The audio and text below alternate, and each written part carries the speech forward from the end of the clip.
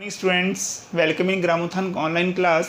Last class में हम study कर रहे थे रेडिएशन नेचर ऑफ लाइट, यानी radiation nature of the light. हमने फिनोमिनाज डिस्कस किए थे। सबसे पहला था आपके पास वो था डिस्पर्जन ऑफ लाइट, और सेकंड आपके पास था स्कैटरिंग ऑफ लाइट। हमने देखा when the light rays strike on when the light pass through from the prism, जब वो स्ट्राइक करती है प्रिज्म पर, उससे पास थ्रू होती है तो आप देखते हैं कि 7 कलर में स्प्लिट हो जाती है। इस फिनोमिना को आप कह रहे थे डिस्पर्जन ऑफ लाइट। और हमने देखा था कि एंगल ऑफ डेविएशन मैक्सिमम था for the red, angle of deviation maximum for the violet colour and minimum for the red colour.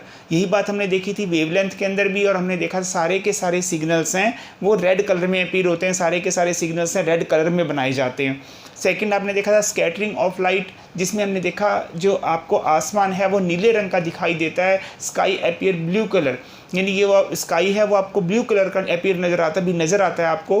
कारण हमने देखा था कि when the light rays pass through from the colloid particles, जब colloid particle में से जब लाइट की रेज पास थ्रू होती हैं तब हम देख रहे हैं कि उसमें से एक कलर स्कैटर्ड होता है और 6 कलर एब्जॉर्ब हो जाते हैं। ये बात हम पढ़ चुके थे स्कैटरिंग ऑफ लाइट में। ये दोनों फिनोमिना हमने कंप्लीट कर लिए थे, ये दोनों फिनोमिना हमने कंप्लीट किए थे, यानी अब हमने चैप्टर को ऑलमोस्ट यहाँ कंप्लीट कर लिया। इसके बाद हमारे पास एक टॉपिक जो बीच में रहा था वो टॉपिक है हमारे पास examples of refraction, examples of atmospheric refraction. देखिए एटमॉस्फेयर में होने वाले रिफ्रैक्शन के पॉइंट वो हम पढ़ेंगे कि एटमॉस्फेयर में जो रिफ्रैक्शन होता है उस एग्जांपल्स को आप देख रहे हैं। सबसे पहला एग्जांपल है आपके पास twinkling of star, twinkling of star, यानी स्टार है वो ट्विंकल कर रहे हैं। क्यों ट्विंकलिंग करते हैं, टिमटिमाते क्यों हैं तारे, तारे क्यों टिमटिमाते हुए आपको नजर आते हैं। ध्यान दें स्टूडेंट, तारे वास्तव में टिमटिमा नहीं रहे हैं कि स्टार है वो ट्विंकल नहीं करते।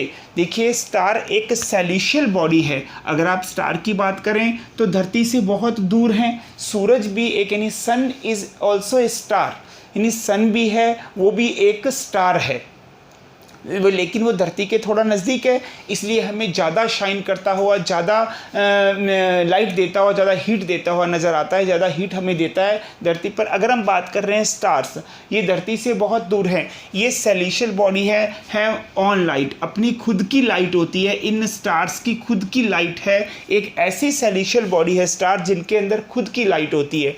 अगर आप बात करें स्टार से चलने वाली लाइट की रेज जैसे ही अर्थ के एटमॉस्फेयर में एंटर करती है, देखिए एटमॉस्फेयर ऑफ द अर्थ, इसके अंदर बहुत सारी लेयर्स पाई जा रही हैं। कहीं पर डेंसर मीडियम और कहीं पर रेरर मीडियम है, कहीं पर मीडियम है वो डेंसर है और कहीं पर मीडियम है वो रेरर है। अब हम इस बात को जानते हैं, जब लाइट की रेज एक मीडियम से दूसरे में, देखिए रेरर से डेंसर, तब इसमें क्या हो जाता है, रिफ्रैक्शन होता है, यानी अपनी जो निश्चित पथ से वो बैंड हो जाती है, निश्चित पथ से कवर्ड हो जाती है। वापस ये किस में जाती है, रेरर मीडियम में, फिर से कहाँ जाती है, डेंसर मीडियम में। इसे बार बार जब तक अर्थ पर लाइट पहुँचती है, स्टार्स की light, when the light of star reaches on the earth surface many time refracted, बहुत बार उसमें रिफ्रैक्शन हो जाता है, बार बार उसमें रिफ्रैक्शन होता है।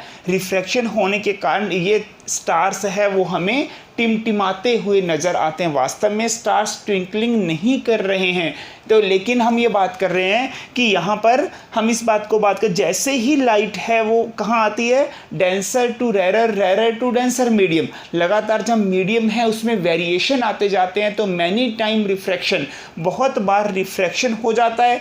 इसी कारण अर्थ सरफेस पर जब लाइट की रेज पहुँचती है तब बहुत बार रिफ्रैक्शन होने के कारण आपको ये स्टार्स हैं वो ट्विंकलिंग करते हुए नज़र आते हैं, ये ट्विंकल करते हैं। चलिए सेकंड इसका एग्जांपल आपके पास है sun appear before sunrise and sunset.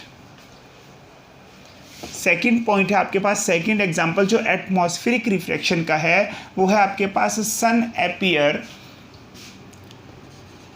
Before sunrise and after sunset. After sunset. देखें, अगर आप बात करें, यहाँ पर हम बात करते हैं, ये आपका अर्थ सरफेस है।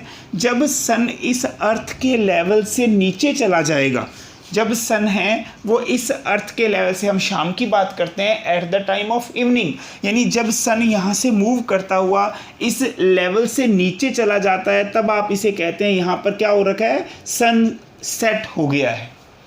साइंस की अकॉर्डिंग टू द साइंस, यानी अगर आप साइंस की देखिए ये हॉरिजन पॉइंट, जो दूर का पॉइंट है उसे आप कहते हैं हॉरिजॉन पॉइंट।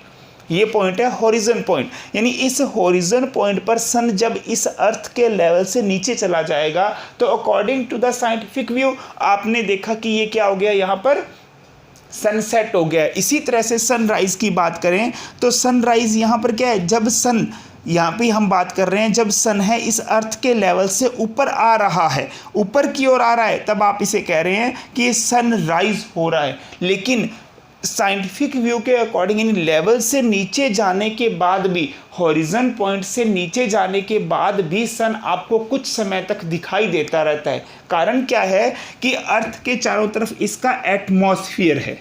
अर्थ के चारों तरफ अगर आप बात करें गैशियस एटमॉस्फेयर है। सन से आने वाली रेडिएशन, देखिए सन से आने वाली जो रेज है वो कहाँ से, एटमॉस्फेयर से, इस एटमॉस्फेयर की लेयर से क्या हो जाती है, रिफ्रैक्टेड होती हैं, रिफ्रैक्टेड हो रही हैं। तो ये रिफ्रैक्शन के कारण एक सन की हमें वर्चुअल इमेज नज़र आती है। सन की एक वर्चुअल इमेज हमें कुछ समय तक नज़र आती रहती है। इसी कारण सन है वो सनराइज से कुछ पहले तक, और सनसेट के सेम ऐसा ही पॉइंट यहाँ भी होगा। सनसेट से यहाँ हम बात कर रहे हैं कि सनसेट से एक वर्चुअल इमेज आपको नज़र आ रही है। हम ये बात कर रहे हैं कि वास्तव में सन है उसकी वर्चुअल इमेज हमें दिखाई देती है due to the refraction of atmosphere. Atmosphere gases से, एटमॉस्फेरिक लेयर से रिफ्रैक्शन होने के कारण ये सन की एक वर्चुअल इमेज आपको नज़र आती है, जिससे हॉरिजन पॉइंट पर सन बिफोर सनराइज और आफ्टर सनसेट आपको नज़र आता है। ये हम बात कर रहे थे एटमॉस्फेरिक रिफ्रैक्शन के एग्जाम्पल की। अब ये चैप्टर आपका ऑलमोस्ट कंप्लीट है। इसके बाद ह्यूमन आई का एक टॉपिक जो हमारे पास रह गया है वो नेक्स्ट क्लास में करेंगे स्टूडेंट हम, ह्यूमन आई।